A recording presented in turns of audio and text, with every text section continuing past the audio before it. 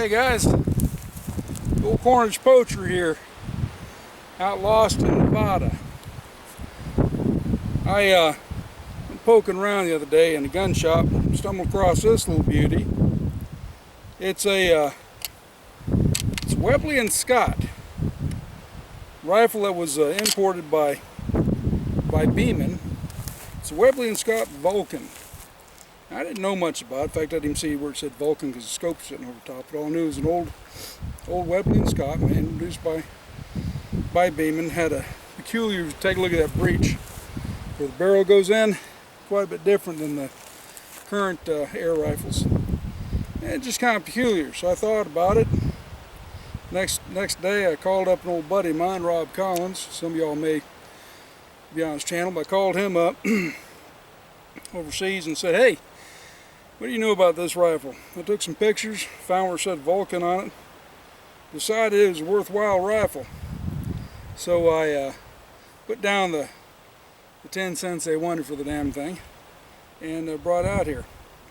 Started did a little shooting with it, a little plinker with it. It's an accurate little bastard, but it's 177. Now I've nothing against 177. 177 is a good little round. It's accurate. Just doesn't quite have the authority punch of a 22 or 25 for me, but this is accurate, and there's been a damn lot of game taken with the 177. And even when I started off doing my videos, I started them off when I started with the rifles, with the air rifles. I started with the 177, I was getting pigeons, and I was getting squirrels. And you really got to be good on the shot placement with them.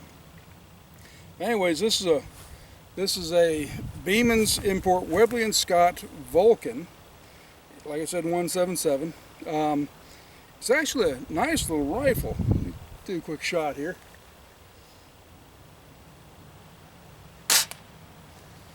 This is I was shooting at 35 yards yesterday. I was hitting used spent shotgun shells with it, and that was a lot of fun. This little thing is just a tack driver. Now they'd taken off the rear sights and the front sight to put the scope on it. And after doing a little bit of research, looking at the serial number and all, I've come to the conclusion this rifle was made back in 1979. And for being that old of an air rifle and still shooting true, kind of says something to it. Now the trigger guard and the trigger are metal. Go figure. And supposedly the trigger is adjustable by a screw sitting right here. And that looks like a nice little grub screw going to take an Allen wrench, of which the scope's in the way. It's got a heavy trigger pull, but once you get used to it, it's pretty good. And it loads about like this one. I think this is cool. About like any other break air rifle.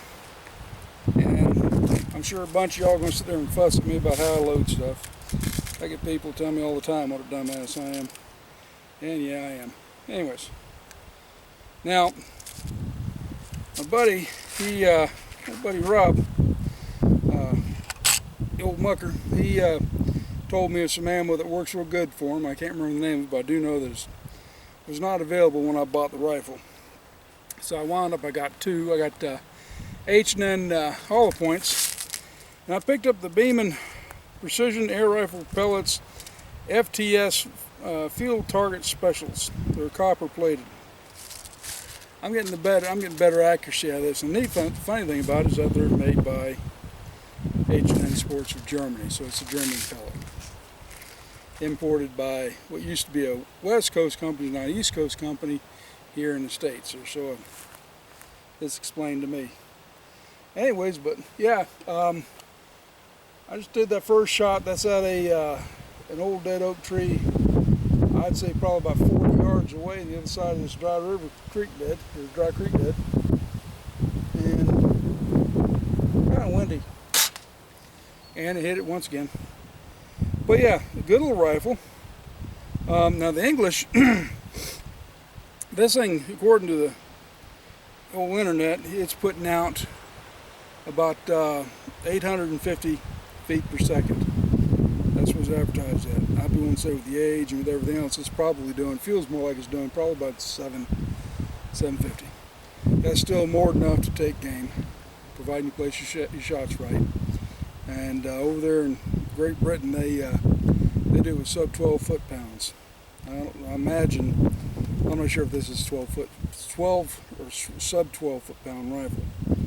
I'm not overly familiar with all that mathematical fingering, but I know it's a good rifle, and it definitely is putting the pellet out fast enough to put meat on the table, and it's very accurate. I think make a real nice little indoor range with wind blowing at 30 mile an hour, little hole puncher.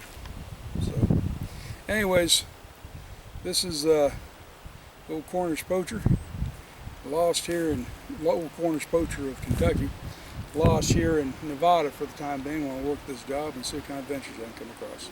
If you look around, you notice this stuff behind me. This is sage.